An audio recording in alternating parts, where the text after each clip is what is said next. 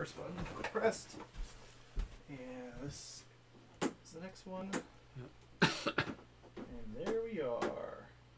Henry Fonda, that's who it is. Do you remember Henry Fonda? Oh, yeah, sure. And so it's a black and white movie, and it's called Fail Safe. That's it. Yeah. Oh, All right. Here we are, back again another Saturday for Napa Jordan Peterson podcast. I'm here with Darlene and Arthur. We are members of the Napa Jordan Peterson meetup. We usually meet once a week where we discuss his works. And then we get together on Saturdays and try to bring our discussion for the parts we want to expose to the larger audience to get your feedback, find where you guys, find the truth in it, find the rot. And, like that. We're just kind of exploring the world like everyone else and find meaning. So this week in the group we continued with the biblical lectures, and we are on part 2, which is still, the whole biblical series about Genesis, I believe. And we're still trying to finish up the second part of that. Mm-hmm. Does he go? How far does he go in the Bible? Goes far. Does he? Okay. Yeah, he goes far. It's like 12 or something. I mean, past Genesis? I think this is only Genesis. Oh, okay. Oh, he only does Okay. Genesis? Wow. I think so, because he's he mentions the New Testament, of course, in relationship to Genesis, but and I know he's talking about doing a new one that covers Exodus. okay. So, Oh, wow. So you have the bookends because Genesis, creation, Exodus is the end of the world, so to speak, apocalypse. So it'll be interesting to have both of those. I really hope he gets to produce that. Yeah. the end of the world. What? What are you referring to? Exodus, right? No, not the end of the I mean world. Revelation. Revelation You're is the saying end of the world. Revelation? Oh, what's Exodus Exodus? is the where next book. Moses leaves, where they're in slavery and then they come out of Egypt. Okay. Well, So where they establish really Israel I'm- as a group as a people that's separate and has maybe their he own wants to do kingdom. that too, but it's pretty sure it's Exodus is the next one he wants to do. Okay. All right. Yeah, because I thought he was going to try to do like the whole Pentateuch or something like that. But, and I missed the first part of the meeting, so like I want to hear where you guys kind of came in. You came in pretty soon, pretty Yeah, I early, I did. thought. Yeah.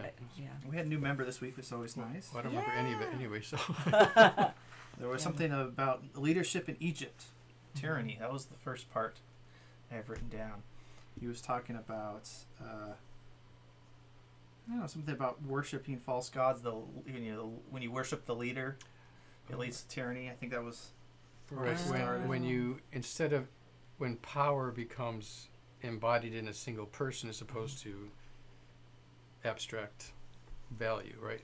Then the risk of tyranny exists, I think. Something like that, right? Yeah. What was it? Usually you give us what the numbers were, so if somebody was following along where we started from. Oh, the timestamp? Yeah, you normally do the timestamp for us. I can tell you where we started. Give me Okay. a second to look it up. I do submit those over private message to our facilitator. So we started at hour 1, minute 44, about 15 seconds in, and we made it to about 20 minutes past that. 1 hour, 57 minutes. And, Well, that was good for us. yeah, exactly. We've been going Just through it very slow. unpacking it. That's a lot. Although we did listen to a lot this last time. That was unusual. We listened to more than we usually do, straight through.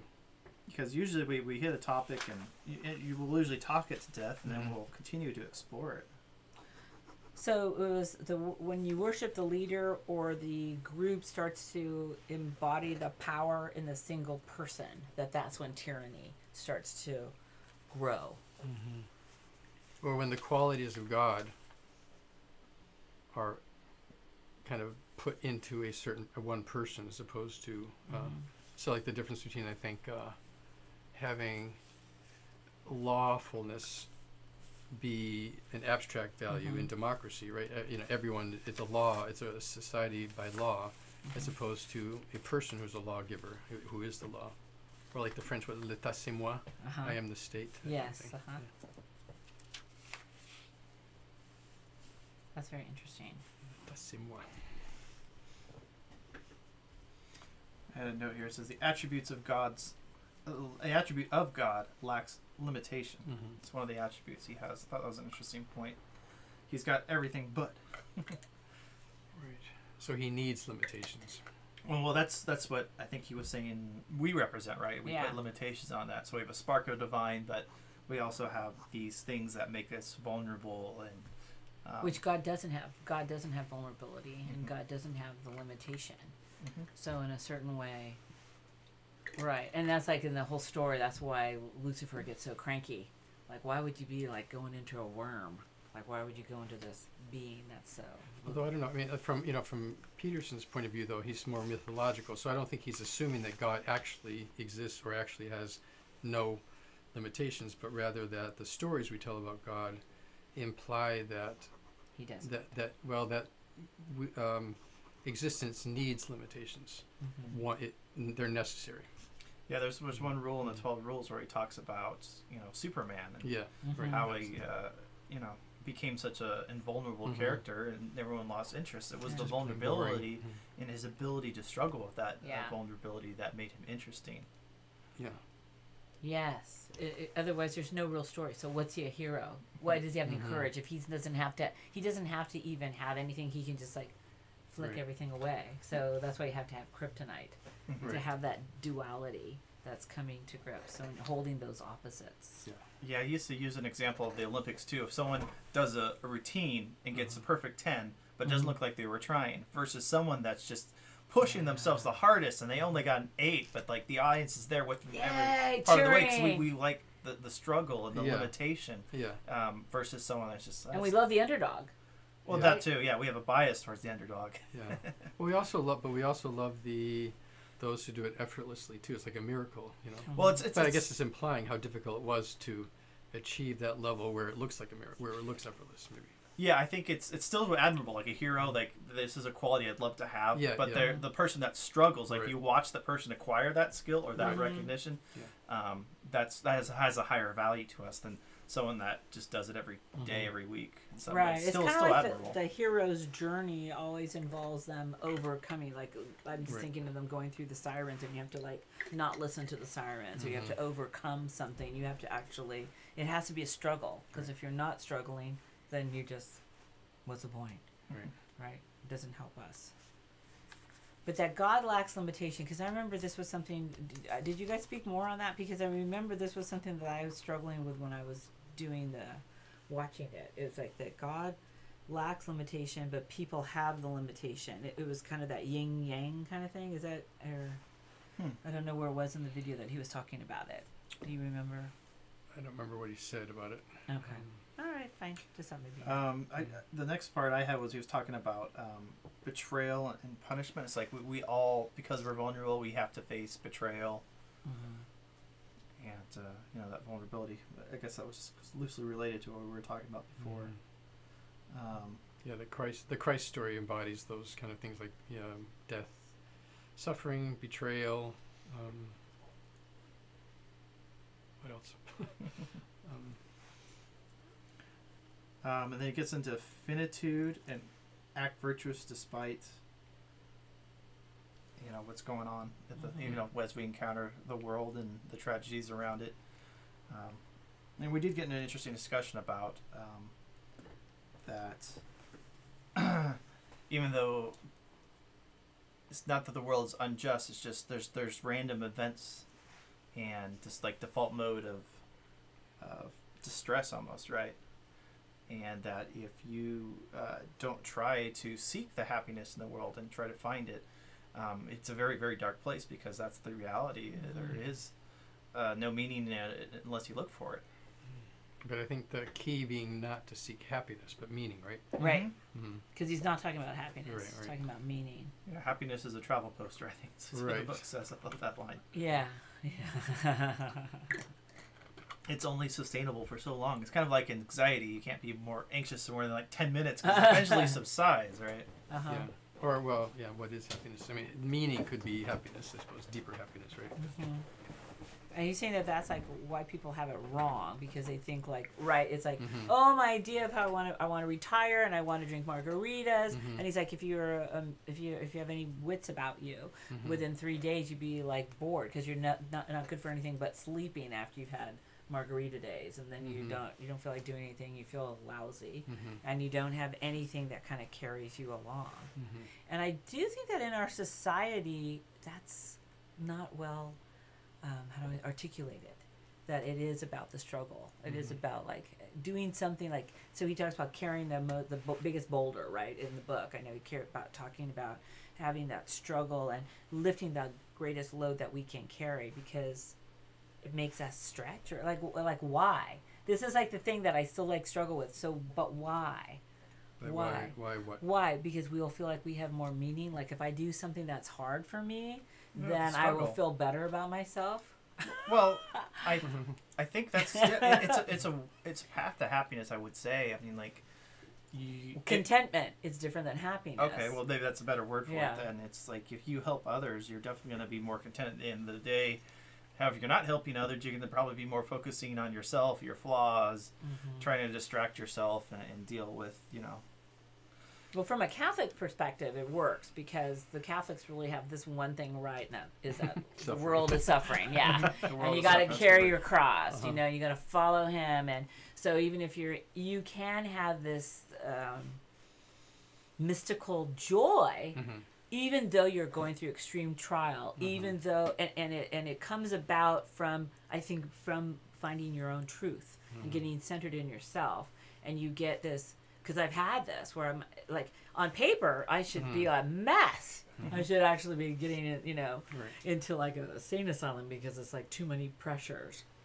But it's almost like that, that makes a diamond. All that pressure makes a diamond because you finally find your center, and it's all okay. Like it's all, so it's not like you're happy about it, but you know that you can persevere through it, that you have other things that give you, and you get this sense of joy. And it's really mystical. It's a real, true mystic experience. So I guess that you find some way to have a higher meaning or a higher purpose, despite of all of the other shit that's flying around. all the chaos that you're supposed to. If you have all the tools in your tool belt to organize that chaos and be a contender with the world and the challenges, you're leading by example to others how you handle it. And like at the end of the day, you're like, wow, look at all the stuff I got through. That was an amazing day. Sounds like different things though. You two are talking about, because you sound like it's about achievement. You mentioned organizing chaos, and for you to seem more like there's a peace in the midst of Carrying the cross. In the midst of the chaos, really, not in a worldly sense, not really achieving or organizing things in a way for success. And that's also kind of the Christian Christ archetype too. Is this whole thing that His kingdom was not of this world, right? Right. So everyone is expecting someone to organize the chaos, right? To get rid of the Romans, set up a kingdom, and all that kind of stuff. And then instead, they got someone who is tried as a criminal, put to death on the equivalent of electric chair. The shame. And the shame and betrayal. So, chaos writ big. And that's... No, I understand what you're saying, because it's like you're actually bleeding out, and you're in the blood, and it just looks like hopeless, and yet you can go like, it's like you're resting in God. And there's nothing that you can actually do. I there is a distinction, because it's not about like, it's not Achieved. at the end. Yeah. It's not at the end. It's actually in the middle, in the midst of it. And you just go, what the heck is this? How come I'm waking up? And I hate to say happy, but joy-filled. Like, this life is worth living, even though I'm a bloody mess, or being persecuted, or people are saying lies about me, or whatever it is. It's essentially because of relationship, right? Because the whole eternal life is knowing God is the definition in the New Testament. It's just knowing. That's interesting too. It's not like a million infinite time. It's knowing God is eternal life. Right. It's like catching a glimpse of eternity in the moment. Yeah. So like, and for me, because I do believe that Christ is truly present, body, blood, soul, and divinity in the Eucharist, I have had magnificent experiences of this in like just going like, my life sucks. What the fuck is going on? And I go to God, and I go in the moment, and I go and I tell Him, you're crappy. You're not a friend. You're no friend to me, blah, blah, blah. And then kind of get it out, and then kind of like sit there, and then you just go like, it's like not okay, but there's a joy or a peace despite of it all. It's you really didn't take it out on anyone else. You got to yourself in a way. But you actually are you're in a relationship. So it's like you're in relationship, and it's a real, He's really real. He's really, really there. I don't even have any way to, because the problem I have is my rational mind goes, what's wrong with you? You're on hallucinogenics. I get two things to say. One is I have a similar. I'm not Catholic, but when I lived in Providence, Rhode Island, I would go to, what do you call it when you go and you sit in the front of the wafer? And before Yes, you close? yes, yes, adoration. Adoration. So I would do Yes. that every chance I got. Oh, it's like sunbathing. And so it was like the It's a power, man, and yeah, it's and and it you was start to feel it. It's it palatable. was so totally such a presence and such security. So there were many times when I went when there were really bad things happening in my life, but there was such a profound security there in that room with the host there. The other thing I was going to say, from if in case all that's just mythology, it's still meaning can be in relationship, Right. somehow, and But you can feel it, like so. But it is because you are in relationship with even by your assent. Like I don't Right. even know if this is really real or not, but I'll go sit in there, right. and then you get because I believe because he demonstrates he's real, and how he demonstrates he's real is because you're like, wow, I feel this. It's like, it's hard to say, like, but it's like the rays of the sun, like like you get suntan. So whether or not I believe it's real or not, if I'm still gonna get sunburn if I go out in the sun. Well, it's like even placebos have effect, I think. Fair enough. I'll go with that. It's a tool you can utilize. It's just another one. So I think if you have that tool, you're better off because you have another tool in your tool belt. And it has its times and places where it's going to be the best solution. So I'm not against that or anything. It's just... But philosophically, either way, whether it's real or placebo, you feel it, like you said. Yeah. It's like metaphysically there, right? Yeah. But it's whatever not, that means. but Well, it's like tangible. Yeah. Even though it's more abstract, let's say, yeah. you can, whether you feel it in your solar plexus or you feel it in your soul or whatever sense that you want to describe, just because we don't have a word in English doesn't mean it's not there. Yeah, right. And that's the whole thing about our consciousness is based on our senses. So if you sense something from that, then that has an effect on your consciousness and your world. So, and what's interesting is it raises you up, and it also humbles you at the same time. Right. So it's this dichotomy because it's like you feel like enveloped, and you also feel alone. I mean, it's like this experience. I'm here, and yet I'm not. You still have free will. I guess, like, like I want to be here to take care of you, but I'm not going to smother you. I don't even know how to describe it, but for me, it's happened again and again in a very real sense. So But either way, it's still not overcoming chaos, though. I mean, the piece that we're talking about is not overcoming chaos or not. It's actually it's not living. achievement. You made that. It's Yeah. living not in it. organizing it. It's kind of watching it all swirl around you. Relationship and Or like what a good thing for me was when the earthquake hit, and it was in the middle of the night here in Napa, and I had trained my daughters that they should always go to the front porch because I had a front porch that the city required. You could build a 5 or 6 story structure on it. I had so much friggin' concrete, and I always made a joke: if there's ever an earthquake, everybody meets on the front porch. And we were actually in the bedroom together. It was right before my daughter was supposed to go away on a trip, and the whole place is shaking, and it was really rocking. And then the next thing I knew, it's pitch black because everything goes off, and then Carly's like yelling, "Mom, Mom," and she's already on the front porch. It was like it was really weird. But in that moment, as it's going, I felt very much like, oh, peaceful and calm, and it was a very interesting thing. And I guess it was just this really, because even Carly was like surprised, like, "Wow, you're so calm about it." And it's like, because it's all in God's hands. It's not in my hands. It's like my daughter being well, my mother being well, because we had to go find out how people were. But nothing's in my control. And so there's something about also giving it to God, and just feeling. All I can say is a peace and a joy, even in the distress. That Grace. it's a really grace. It's very, very. That's a real thing. Yeah.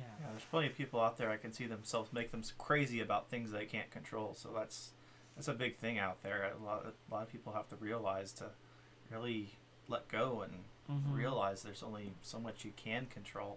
There's very little you can, I think, compared to everything out there. And, so since Peterson's, I think he's pretty much a evolutionist, evolutionary determinist, right? To some degree, that's how I see him. So what would the evolutionary advantage be to believing in providence?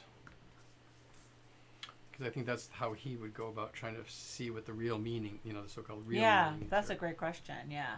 It's kind of like how he deals with truth. Like, what do we teach people that we love? We teach them not to lie.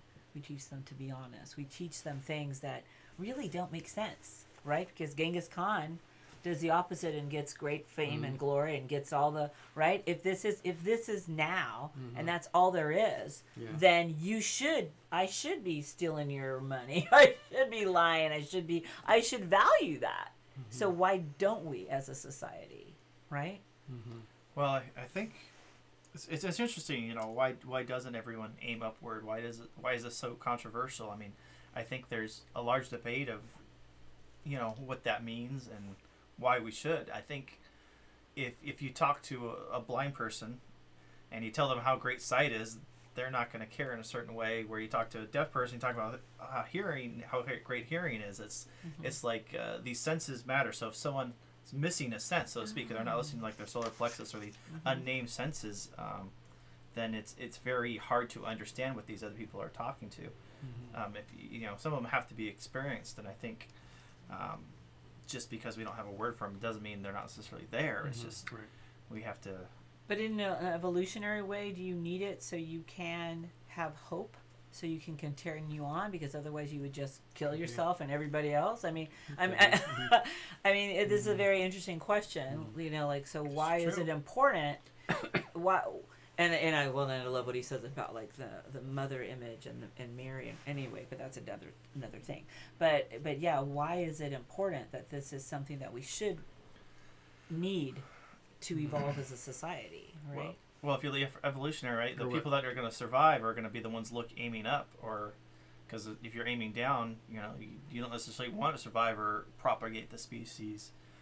So it does make sense from an evolutionary standpoint, I think.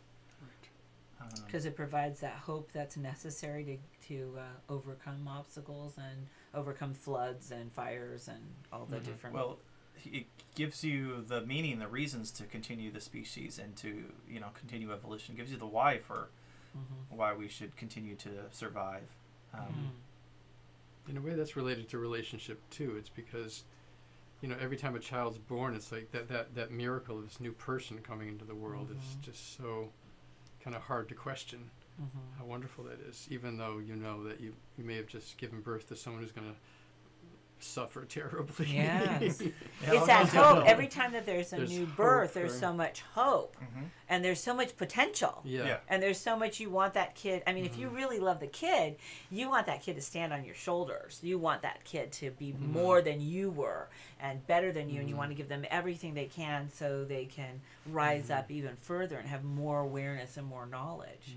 But that sounds like going back into the achievement route again too. I'm thinking I see what you're saying, from a more existentialist point of view, assuming, let's say, that achievement is somewhat illusory anyway in the long run, there still seems like something inherently valuable in having another consciousness to relate to.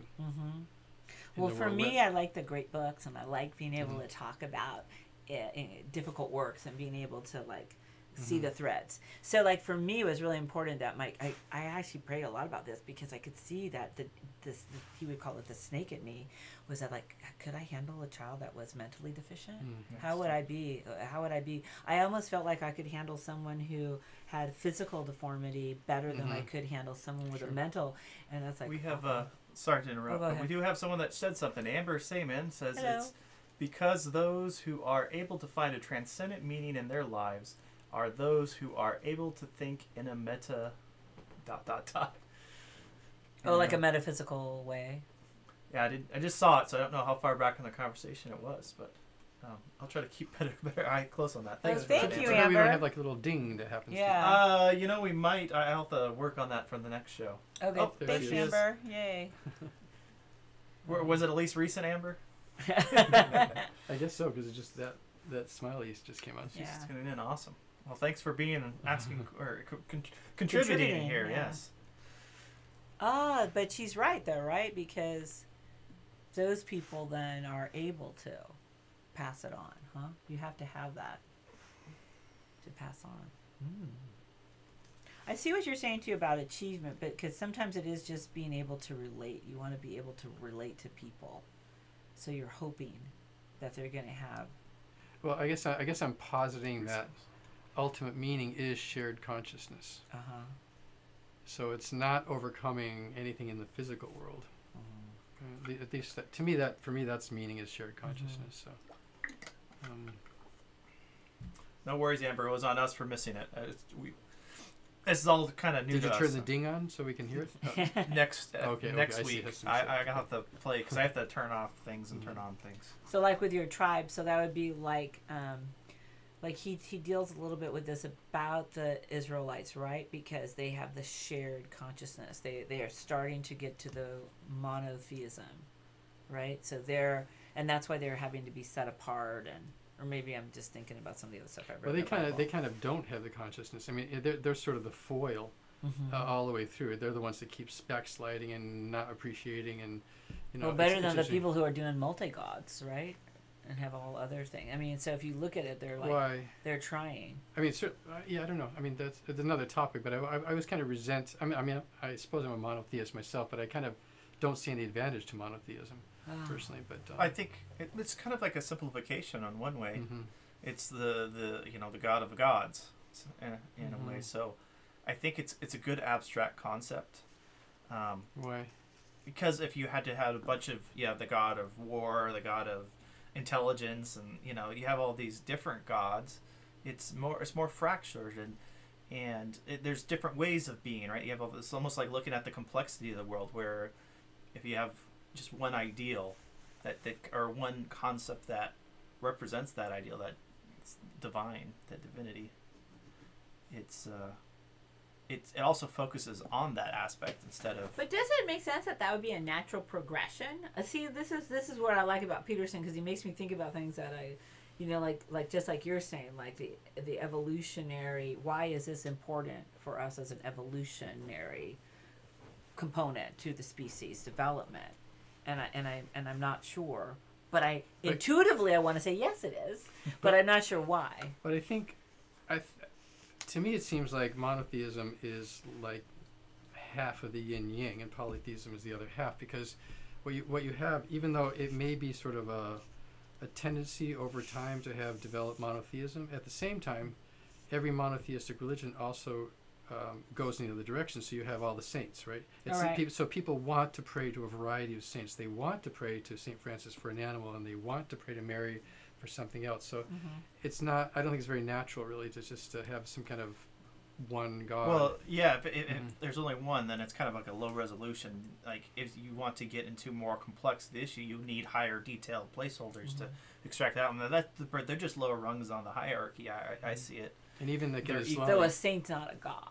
Just saint. But you know what I mean. Psychologically, it's fulfilling the need of, and to relate. Well, there's a relatability. I mean, right. to sit in the presence of all that is so humbling and so overwhelming, because really I can't relate to him, but I can relate to someone who is a human being who had a special relationship with him through their life, who then in some component, it's kind of like that story about the elephant, the children's book, and some people describe something and it's going to be the tail, and somebody's describing the trunk, and someone's describing the toe, but the elephant's just so big. So in that regard, I think of the saints, so someone who you're used to dealing with something that feels like a tail in your life, so you can deal with the saints that explored God in that way. But for us to really do all the union or the communion, which is really kind of incredible, because you get to go into the other world too, through death into the other world. Anyway, you can't really embrace all of it. It's too much. It's overwhelming you. So a saint is going to reflect that component of God. Yeah. So that way, I see what you're saying. The yin and yang. I mean, there has been I'm not even sure there's really been a development of monotheism, because it's been there for a long time. It was in all traditions, even in the Vedas. So the Hindu religion, even though it has many gods, it's always had on a higher level, it's had a concept of consciousness underlying it all. And the Egyptians had Ra, had the single god too. So it's kind of just been there all along, the need for polytheism and the need for monotheism somehow, I think. Maybe the sun was the first god, and then that became decentralized in a way to become multiple gods, and then that eventually contracted back into one god. Or maybe it's like maybe chicken and egg maybe too. It's like who knows which came first? Did the polytheist, did the many gods sort of coalesce into one idea and then again sort of fracture out into the saints and whatever, or vice versa? It's chicken and egg possibly. Yeah. Well, it's so even like the picture is like delayed, right? Yeah, about 30 seconds a minute. But I'm not moving my hands that way. Yeah, this one's that was so less weird. delayed down here, but that one's more delayed. That was there. weird. Yeah, sorry. But it's also like that idea of the nuclear family, because the mother who gives birth is going to be the one who's going to provide the sustenance at first, and the father is going to be the one that. So I mean, like it's also that in the nuclear family, how as a being, as creatures, we're very different just through our gender roles. And yet we're one thing. Because and yet we're God one is thing. male and female. Exactly. Yeah. God is all both. It's male both and female. And yes. even though we have one sex, we have different maths of masculine and feminine in each one too. So.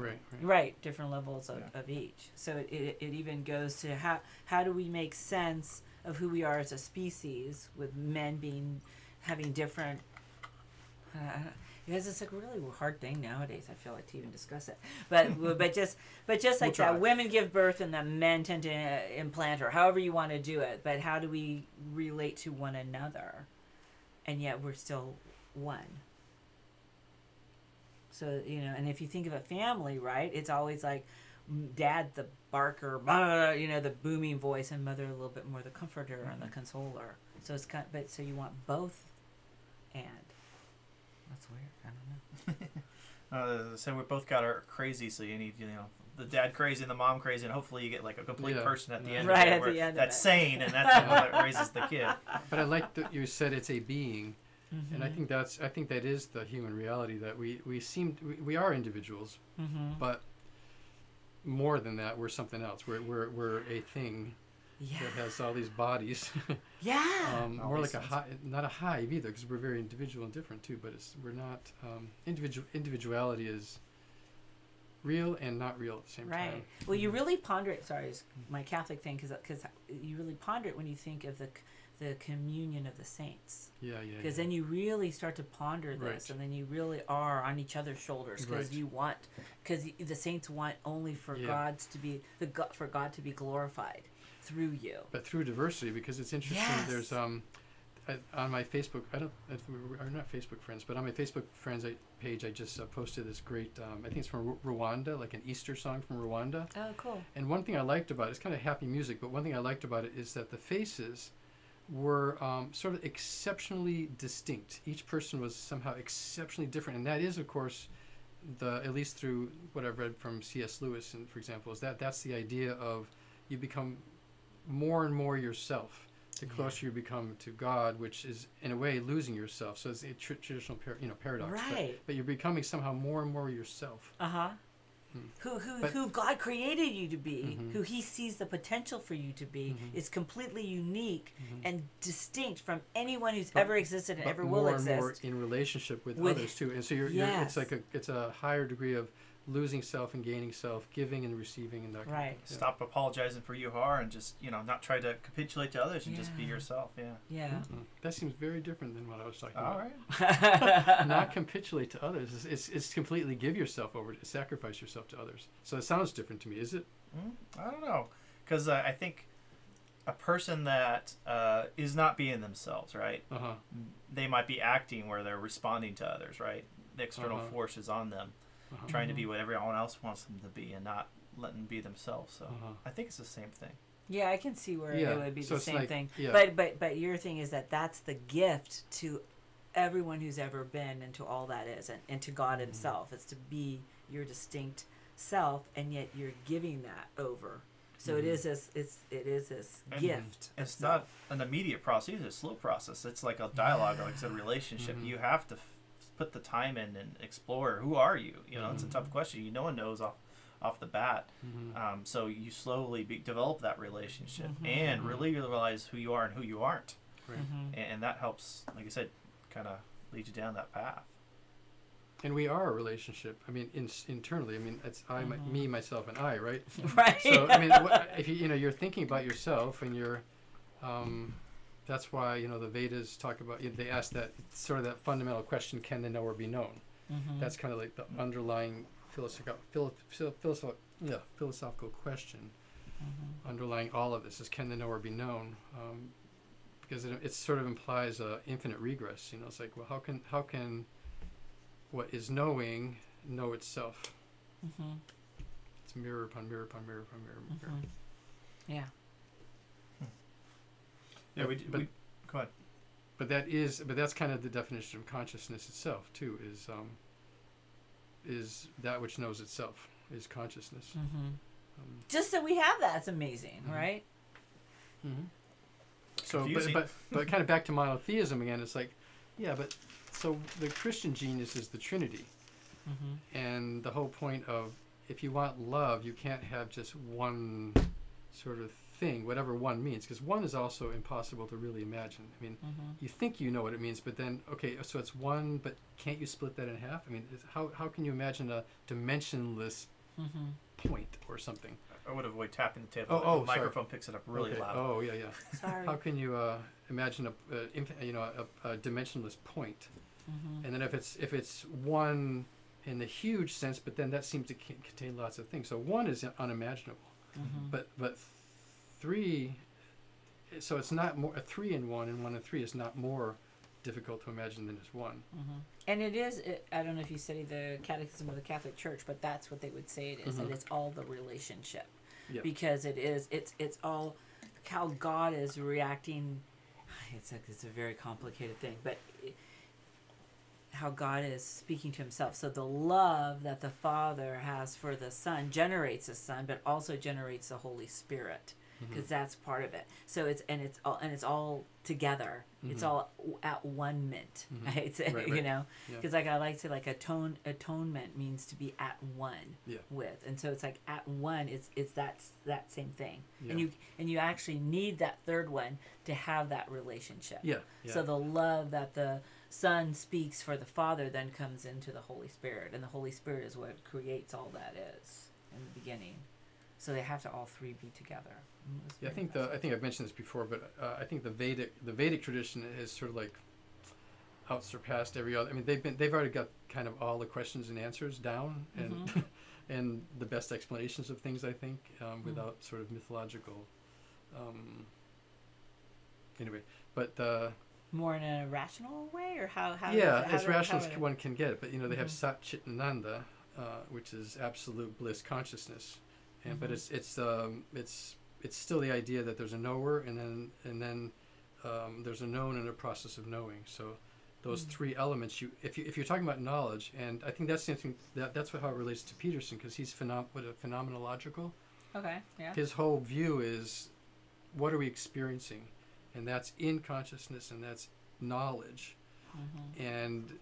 but knowledge is inherently tripartite. You have a knower and an object of knowledge, and then a process of knowing, and then God is all of that, is God knowing Himself somehow in some unimaginable way. But that's also true of us. So it's like when we think we know ourselves, we're reflecting that nature of God, which is consciousness knowing itself. Right. Yeah, I would agree on that. And I don't know the Vedic tradition, so. Yeah, it's just. I'm just making sure we're not missing something, but I can't read it. She said she'll look something up, but she's having fun right now, which is fine. Saturday night, kick back. That's good, yeah. We're not going to sign homework or anything. We appreciate the contributions. We'll take it. It was interesting in the group because we did hit on the community and relationship to the individual and how we're networked together. Yeah, I think I was emphasizing that. I was saying that we aren't. It's the yin yang again, that we individuals don't exist and communities don't exist. The only thing that actually exists are individuals in community. That's it. That's the reality. And I mean that quite literally. I mean, there is no such thing as an individual, either physically or psychologically. They don't exist without a community. I mean, almost out of the box, we have relationships with mother and father. Exactly. You would die very quickly without someone giving you food, and then you wouldn't even, if you were somehow raised by wolves, you wouldn't develop an individual human personality. You wouldn't have language. You wouldn't, So individuals are created by society. Well, you wouldn't have a personality? it's hard to say what you would Yeah, what you it'd would be have. You know, what would you have without a personal? I mean, I can animals say- are personal. You know, they're people. And people. I think even if it might not be a verbal language, you might have a nonverbal language. Right. Or, Yeah.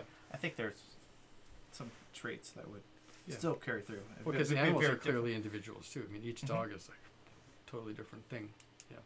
Yeah, it's hard to argue with that. But it's still the same principle. You wouldn't. It's dog society that created you, because you as an individual raised by dogs wouldn't exist without the dogs. Right, you're still the pack. So you're that still I Still guess a community.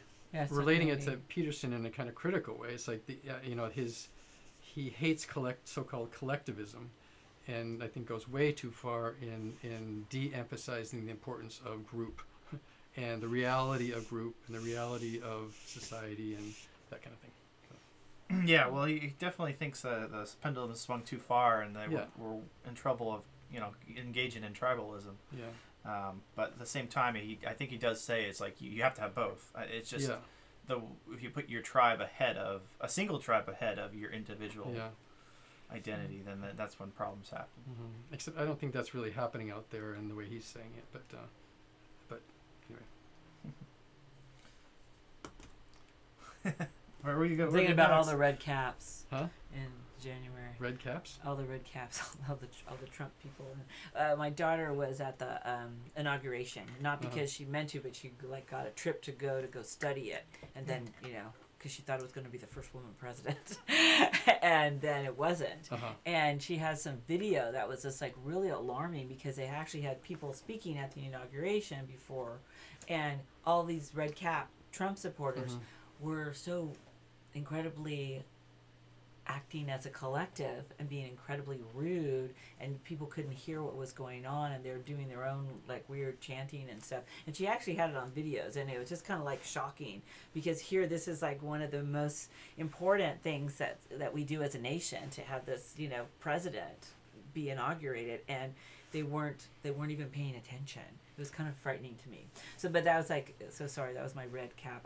Her video came to my mind, because it was really kind of a shocking thing to see. Because I wouldn't think that, I just would think that people would behave with a little bit more respect and dignity. Well, But these were the Trump supporters themselves, not behaving with respect at the Trump inauguration. They presented themselves as Trump supporters. You never know. There's hired actors for all sorts of protests events. Yeah, and there's stuff. always Huge provocateurs. sea of them. But there couldn't be that many. It was a yeah. huge Well, she said sea it of was them. there was a group of them all But you were in playing it like a uniform. law, right? Yeah, it was like, no, she was like going around going yeah, like it was this, like, and yeah. it was kind of scary. Like, to not be a Trump supporter, it felt awkward. But here, like, they weren't listening, giving the other speakers their due. They were kind of like, hurry up, we just want to get on with us. Like, let's move it along. It was kind of scary. For me to watch, it was kind of scary, Yeah. So, because I didn't realize that people, would behave that way. Because I would think that you'd want to Given world listen to history, people. you're surprised? Yeah. Well, thought we had evolved a little bit better than that, perhaps.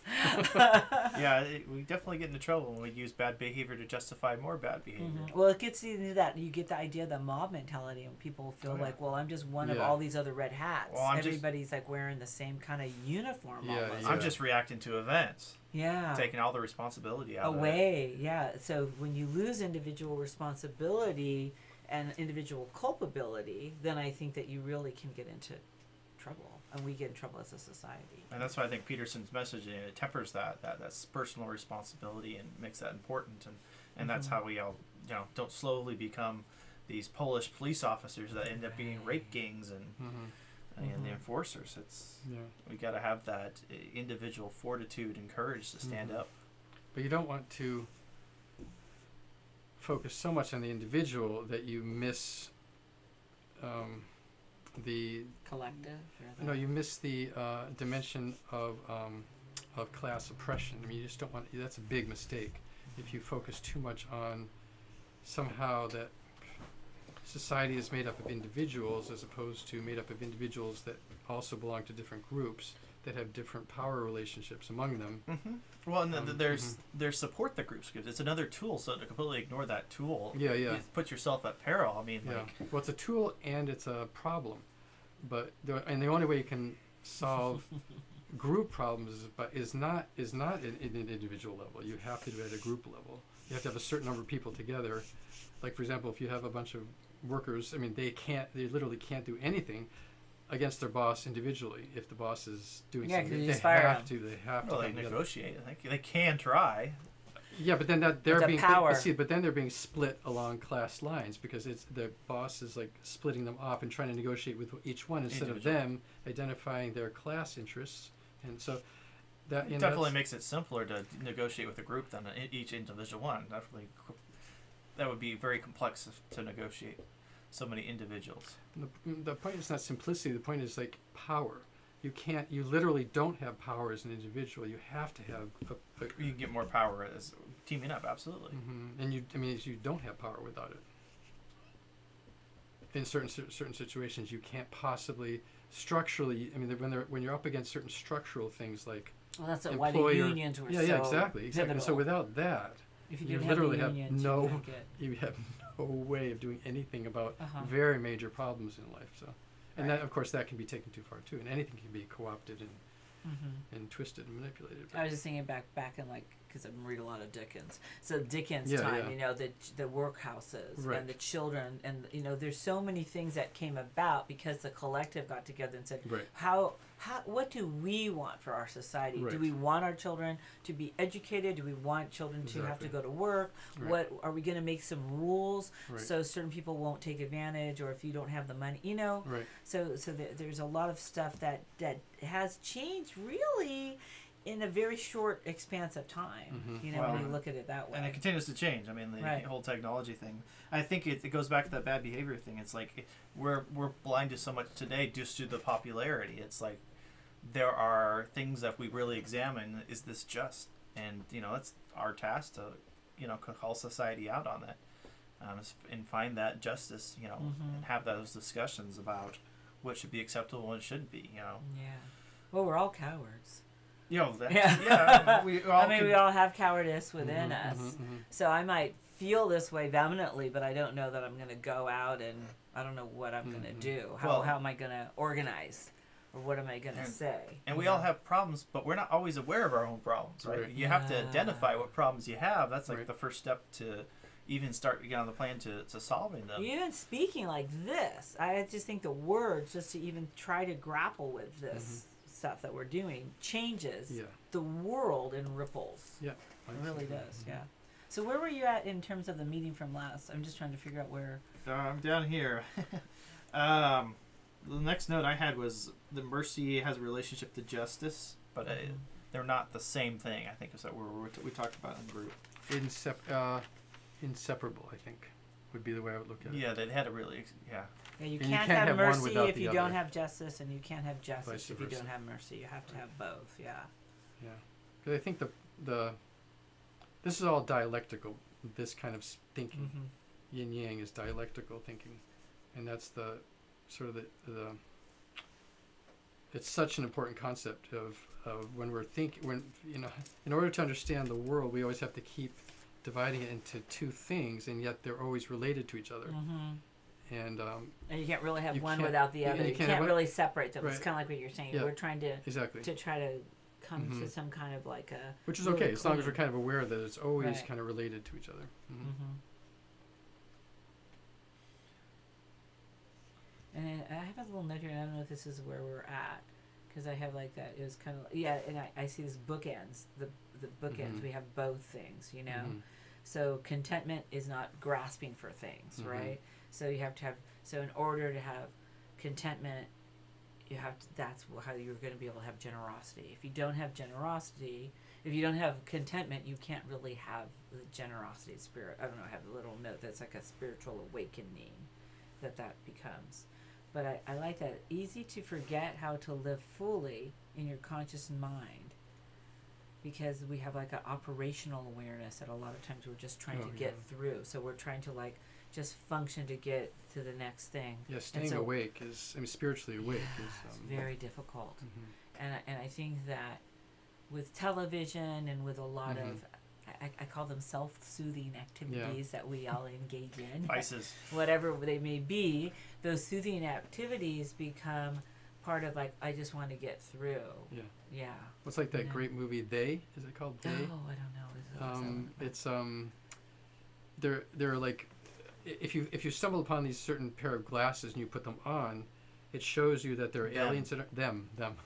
Wrong case. So 80s movie. I know that one yeah, quite well. and so you put the glasses on, and all of a sudden you start noticing there's really ugly aliens among us. And then you look at all the advertisements, and then you see all the advertisements get translated into their essential message, which is like sleep, procreate, sleep, Obey, sleep, procreate, obey. Yeah. Which Oh, how is cool! I have big, to see big this. truth there. Them. Them. Okay. One of my favorite movies. Yeah, I really like that one cool. too. And there was, the rebels that were going to waste the sunglasses to everyone so they all could see the truth. Yeah, the wool over our eyes. Right. Exactly. Yeah, it reminds me a lot of, like, was it the Body Snatchers or something?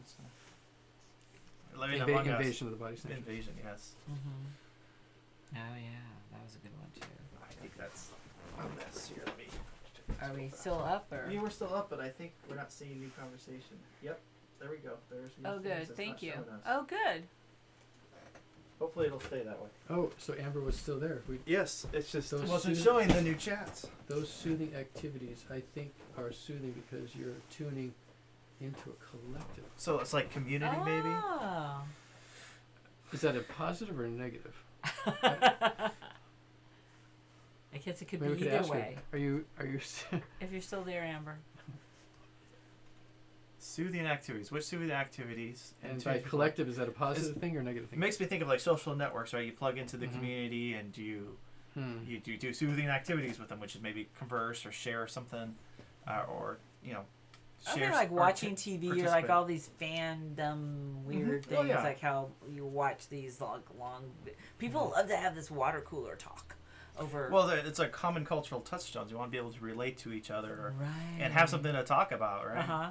Yes, because it is a form of relating. So, like I It's a told part you, of like I belonging to started the watching community. that. I always thought that The Office was the stupidest thing, but because my daughter's boyfriend Did it again. is from England, and his dad was into that. It was like I wanted to be more culturally aware of it, so I could have some foundational ability to discuss with him. Yeah. But the soothing things, Spirit. So the movie They Live. Those Yeah, but soothing they activities, were right? negative things. The soothing things and I was thinking of it. a Yeah. depressing consciousness. Just to make you operational, because you don't want to be aware. Because And that's- sometimes you want to just. Well, I think TV can be that too, zoning out. You just don't want to like deal with what. I mean, I think like aiming up is a lot of work. It's a lot of internal work, and being aware is a lot of work. And so sometimes you come home and you're just like, I just want to like escape, but I can't turn my brain off, so I'll watch TV. So the collective, I think, Soothing. the sense that she was using was negative, collective, but like a hive sense. Right. But tuning into community of vibrant individuals is That's a a positive thing. Yeah. And it can be draining too, depending if you're an introvert or an extrovert. Yeah, that's true. Right. But you still have to do it. It's still Exactly. hard to. And then it's not for everybody. There are monks, and But that's where adoration Recluses. really can be very fascinating because I do process I'm an auditory hearer, or a learner, but then I can sit in silence in front of in adoration, and I just get all kinds of like wow uplifted, and that's another reason why I Meditation. find it's a totally different experience, because it's out of my normal operational realm, so it becomes a more mystical experience. Right. And what I love about that is that I think that if you will lose yourself in the practice of it, because like part of that is, oh, what am I thinking of? Why am I thinking of my laundry list? Oh, what? Let me be here now. And if you can, then you suddenly plug into it, and then you're like, whoa, what happened? I lost 45 minutes, and I wasn't like doing all these other things. But it takes that practice of doing it over and over again, and learning how to kind of like, okay, put that there. Okay, put that there. Well, you just Just described plug in. sort of the essential technique of meditation, which is just universal across all spiritual traditions. This idea of having some object of adoration, Yes. and then sort of without straining, kind of noticing when you're off it and coming Right. back to it. It's And just coming like back. that's the kind of like Yeah, and That's then it. you plug into it, and Yeah. then suddenly time goes away, Right. and then you're so rejuvenated and refreshed, and Right. you get way more than than that time than you could think you could get from that time. Yeah. But it is a practice, as with all things. What are you doing? I was just seeing if I can move the comments because I have to get up to see her next comment up there. So I was trying to. Oh, let's see if you can see it down there. Yeah, let's see if I Plus, can you can tune see it better. I can't really. I have another eye Oh, I see you surgery have in May. another mouse over there that takes care of that one. That's the danger of collectivism. It can be captured. So when you check into the television at night, that depressing thing, you are checking into a collective that takes away your autonomy and power. When you check into a community, that kind of collective, it gives you power and strength and love. Yeah. Right, and that's like the true virtues, right? Because that's going to give you the power. True virtues are going to give you power and strength and love. Mm-hmm. Yep. And that was. And I think there has to be like this work-play balance that has to exist. I mean, Peterson talks about how you can't just, work yourself into the ground. You got to have enough recreation to do that. And I think a lot of people, at the end of the day, they're just so mentally drained from all their activities. It's just easy to turn off the brain and kick back into something that's entertaining or funny. Yeah, that's another problem with capitalism, because it's interesting how in like the hunter-gatherer societies, which you would think would be more difficult, my understanding is that they had lots more free time, lots of downtime, and older languages are actually more complex. And the stories they told were also incredibly complex. And it's also where all of these stories that Peterson is talking about came from. Right. It's sort of like people with a lot of downtime, not just working 2 jobs. And right. And whatever. we don't really have that downtime. And then when we do want to, like, somebody was talking about going out for dinner the other day, and I was thinking, oh my gosh, Napa Valley is so expensive. It's $13 just to buy a drink. A beer, $7. Amber's got to run, so I'm going to say, okay. bye, Amber. Thanks for joining us. Thank you. Good luck on your date. everywhere over there, I guess. Yeah. Oh, bye, Amber. Yeah. So to me, it's kind of like you're then in your free time spending a lot of money that costs you hours and hours of time to receive, so you can have this. So let's say, you know what I'm saying?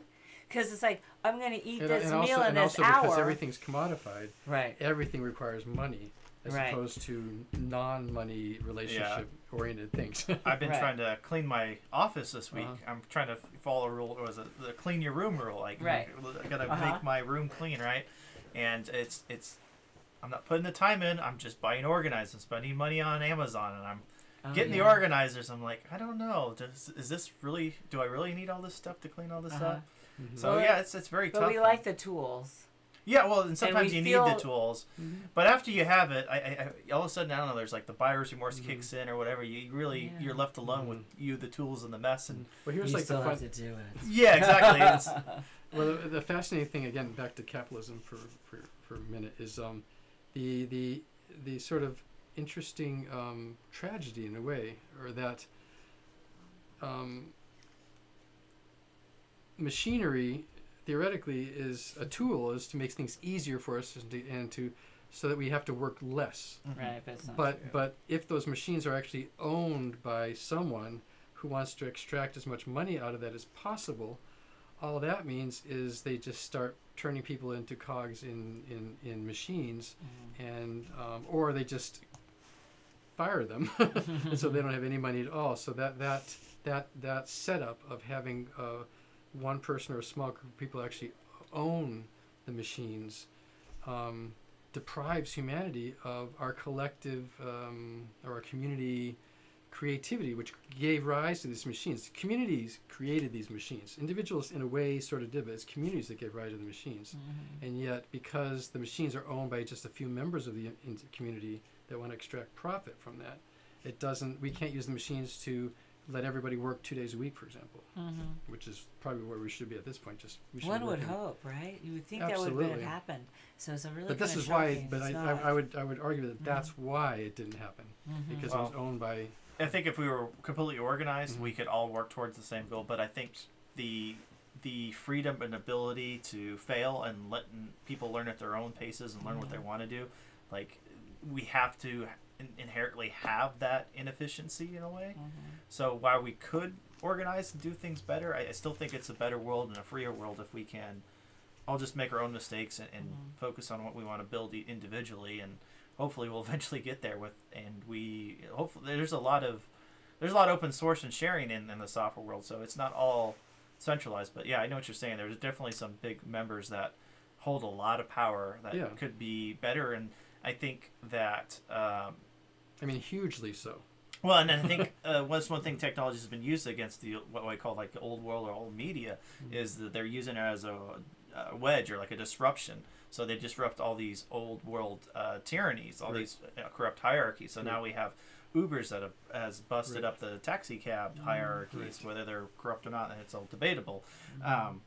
But they're not immune to being corrupt themselves. It's just was it goodbye old boss, welcome to the new boss. Yeah. So, It's because it's that same old class distinction of owner and worker that's still functioning there. Instead of like, yeah, you come up with a good idea, you've created it, and then but the goal should be to maximize wealth for everybody that continues to contribute it to it.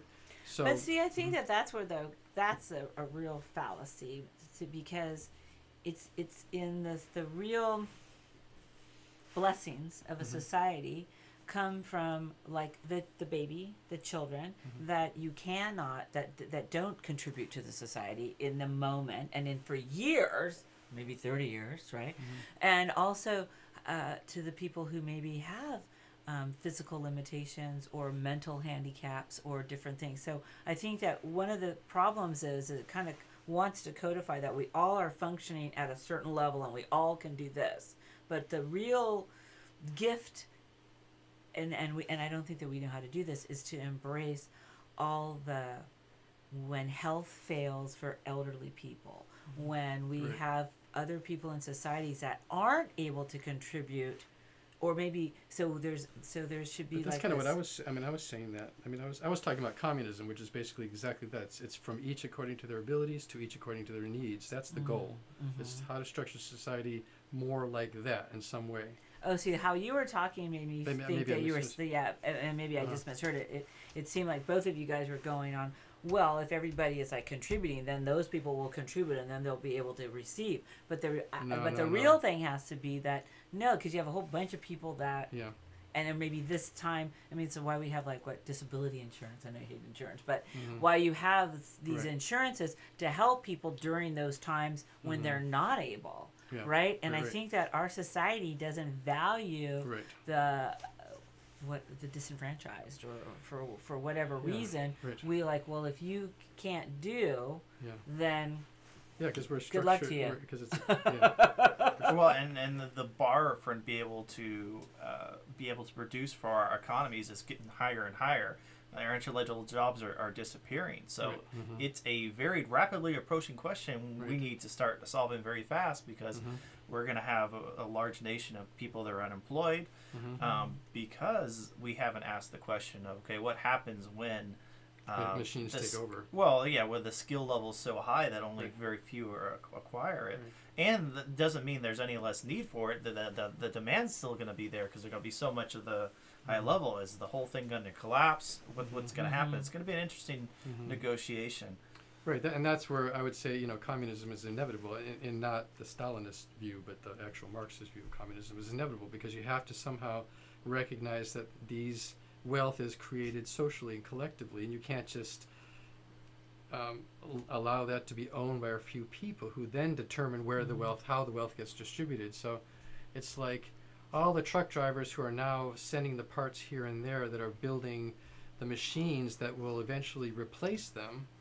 It's like, well, they contribute to that. They're no longer necessary, but the point of making a machine is so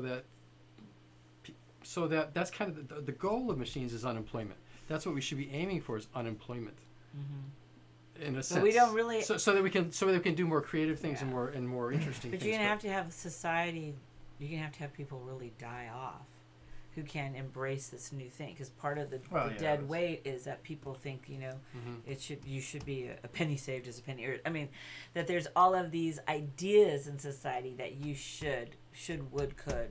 And so it's not. I mean, they're pretty popular in the world. Well, and what I'm talking about is pretty popular. And everything about technology, it's not a silver bullet. So it'll be interesting to see if it can actually deliver that. Free us from employment. I still think that's a big question. It can definitely. I don't see how, as a society, that's even going to happen. It's not an automatic. Well, and it's all the philosophical questions are still there. We haven't solved them It's just Mhm. we're now letting a machine or someone that chose the machine choose the answer for us. It's the ownership question.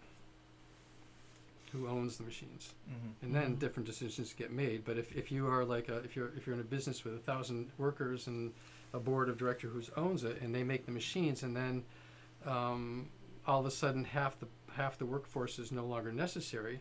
Well, in order to make profits, what the easiest thing to do is just let them go, right? But if the people working there actually own it, then they say, well, you know what we can do is like I'll work 2 days a week instead of 5. We'll share it in some way. It's that ownership question, which is the key. It's like the essential. Which I don't really see that happening. Do you? Sure. Like, I don't know. There's billions of businesses like that already. Oh, really? Yeah, and I think it's inevitable. I think there's no other way to survive Oh. into the future. What are I the think businesses that you know that do Mondragon, this? Mondragon is the big one. That's Are you talking like highly ethical businesses? Would you No, classify I'm it, saying worker-owned businesses. workers on it. Okay. Ownership is the thing. Who owns it, and then different decisions get made. You know. Yeah, I think it's a healthy company is one that's working in the interests of their workers. But you don't want to have to depend on benign motivations of the owners. I mean, you could have really nice plantation owners too, that are working, Right. taking care of their slaves. Benevolent dictators. But the point Yeah. is responsibility and ownership. That's I think the phase change in understanding that has to happen literally for society to survive much longer. Yeah, I'll send you. Maybe you can give me your email because I want to send you a video clip of Yanis Varoufakis when he talks about Star Trek and communism. Oh, okay. And he makes this point about the coming machines and what's necessary. It's very, very clearly, I think. Yeah, cool. Yeah. Okay. Well, we've been streaming for about an hour. We can continue on, or we can start to wrap it up. Either way. Did we go through what we talked about, or did we kind of go off on a little bit of a tangent? I'm just trying to look. Oh, I don't think it's a tangent. Yes. I had awareness versus rationalization, I think. Rational, yeah. No choice but yes if you want to survive. That's a different note. Just a bunch of random stuff. Nothing real topic-y. Center of the world, betrayal, suffering, and limitations. Accept and move forward. Yeah, Peterson's interpretation of the cross is the individual is the locus of reality. And so I think he's missing half the reality. He's taking half the yin-yang symbol instead of saying, no, it's individual in relationship to that which is he's sacrificing to, which is community.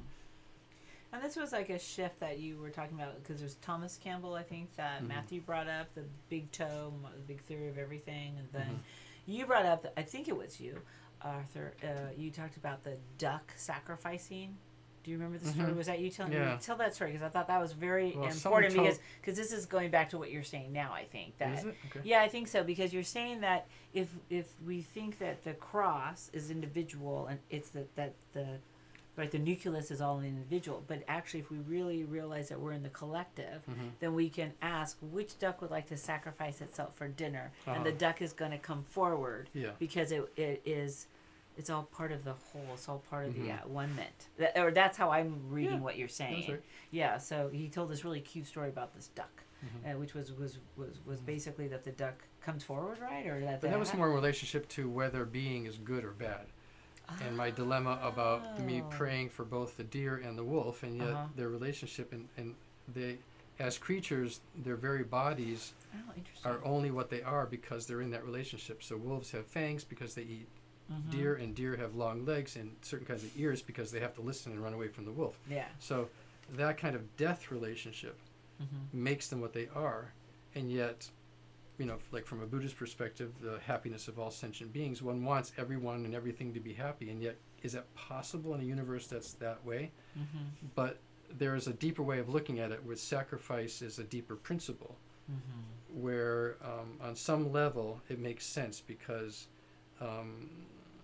compassion exists at a deeper level by virtue of a deer being ready to provide food for the wolf, which the wolf family created the deer family, and the deer family created the wolf family. So there's deeper levels of right. If it gets out of balance and there's not enough wolves, or there's wolves. too many wolves, and there's going to take out all the deer, or like so it's kind of like a harmony that kind of goes on. So being good and bad. But when you talked about it, I was thinking, oh, this is kind of what you're saying too, though, that there's a conscious awareness that we're all in it together, so we all make sacrifices on a deeper level. It's a kind of like an intuitive. Seems to make sense. So, like Peterson says, when you're there, you know its meaning. It makes sense. Yeah. Yeah. Yeah, I like that story too. It's about the farmer just waiting for the ducks to come to him, and whether that's just him rationalizing or whatever, but it's him being more aware, like tuning in and letting go too. The same way, it's not trying to control it; it's just letting what happens. Back to Providence, where we started tonight. Well, I guess that's a good place to stop it. So thanks for tuning in. Thanks for Amber for interacting with us, and we hope to get together again another weekend, and we'll shoot another one of these. So thanks for joining us, and we're on YouTube. We're trying to be on Twitch, but it looks like it's having some problems. So we're on Facebook. Come find us, and if you're in Napa, come by for a meetup. Yeah, that'd be really cool. All right. Bye.